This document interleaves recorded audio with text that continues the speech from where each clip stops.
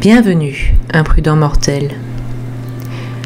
Entre l'histoire de la famille Bender et celle du malentendu du fils prodigue, je termine quelque sorte une trilogie avec une nouvelle auberge où apparemment on tuait tout le monde. Apparemment, car ce n'est pas clair. Alors approchez-vous du feu et asseyez-vous. Écoutez l'histoire cruelle de l'auberge rouge.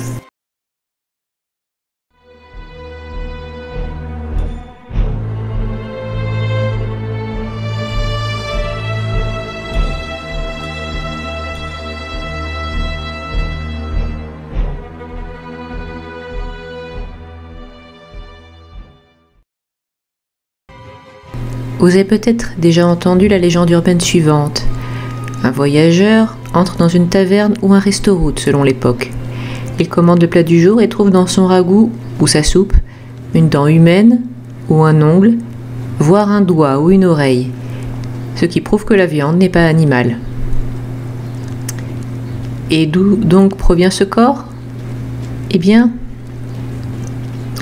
il y a peut-être un lien avec l'affaire de l'auberge de Peyrebel. On l'a raconté sous le titre d'Auberge rouge, nom qu'elle n'a jamais porté dans la réalité, dans 2 films de ce nom, sortis en 1951 et en 2007.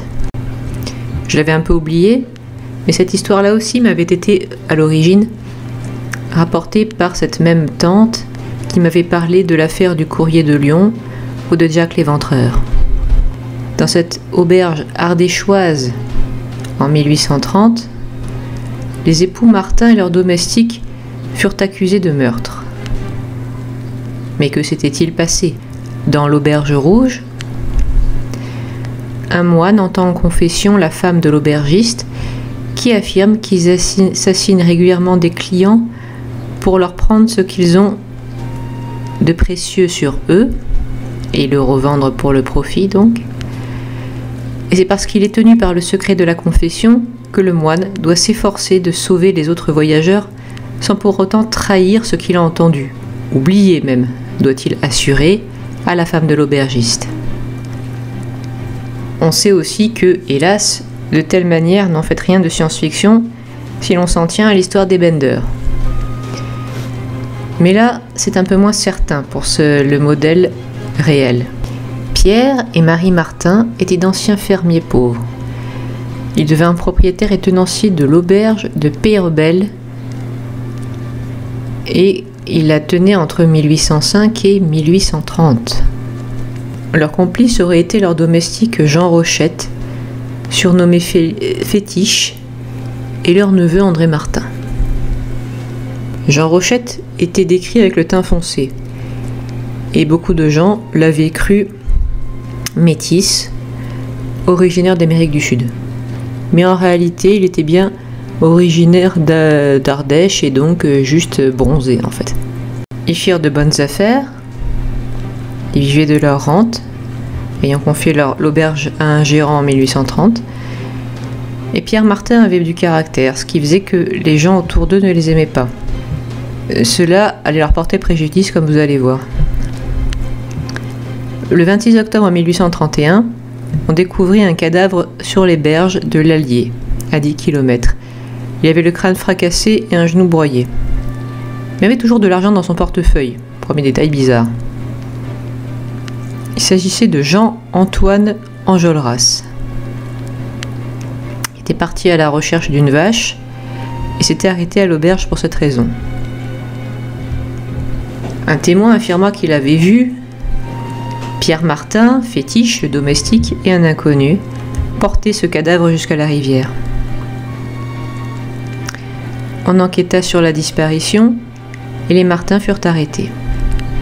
À leur procès, on trouva quantité de témoins pour raconter qu'au moins 50 personnes avaient disparu, assassinées par les Martins, que ces derniers les tuaient pour les détrousser, puis se débarrasser des corps en les découpant en morceaux et en les servant aux clients. Certaines personnes parlèrent de mains aperçues dans les marmites dans la cuisine ou que du sang tachait les murs. On prétendait aussi que les Martins brûlaient les corps dans le four à pain de la cuisine et qu'ensuite il faisait croire qu'il fallait imputer les disparitions à des gens qui s'étaient perdus, morts de froid dans la neige du plateau enneigé en hiver qui les environnait. Puis vient Laurent Chaz, un mendiant qui aurait tout vu et entendu. On l'aurait un soir chassé de l'auberge parce qu'il ne pouvait pas payer de chambre. Il se serait caché dans la remise et où il aurait assisté à l'assassinat d'Enjolras. Finalement, on les jugea coupables d'un seul meurtre, celui d'Enjolras, pour lequel les époux Martin et le domestique fétiche furent tous condamnés à mort. Et encore, on n'en est pas certain. Il est très possible qu'Enjolras soit décédé de mort naturelle à l'auberge, et qu'ensuite, ils aient voulu se débarrasser du corps, pour éviter les complications auxquelles ils ont quand même eu droit, comme vous voyez. Cela étant dit, il reste une zone d'incertitude. Quand Jean Rochette, qui passa le premier, fut sur le point d'être exécuté, il aurait crié « Maudit maître, que ne m'avez-vous pas fait faire ?» Alors, on en déduit que on lui avait fait faire des choses terribles, un ou peut-être plusieurs assassinats. Puis bien sûr, tout cela n'explique pas vraiment les blessures sur le corps d'Enjolras, même s'il est possible qu'il se soit blessé à la tête accidentellement et soit mort de cette manière.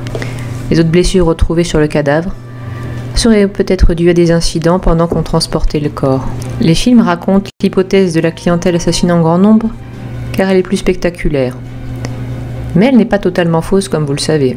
Outre les cas que j'ai déjà rapportés, au début du XIXe siècle, on attribuera la fortune insolente d'aubergistes qui vivaient à Celles-sur-Loire à des voyageurs détroussés et disparus. Mais cela resta au stade de la rumeur et on pensa longtemps que ça n'était que cela. Toutefois, en 1858, lors des travaux du chemin de fer, on trouva réellement, derrière l'auberge, des squelettes, dont celui d'un rémouleur disparu qu'on avait enterré avec sa propre pierre.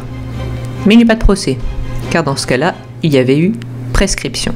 J'espère que cette histoire vous aura intéressé. Donne rendez-vous la semaine prochaine. Si vous voulez me soutenir, voyez le lien en description de Tipeee et du Ko-fi. N'oubliez pas de vous abonner, de mettre un pouce bleu, de commenter et de regarder sous votre lit avant d'éteindre la lumière. Au revoir, imprudent mortel.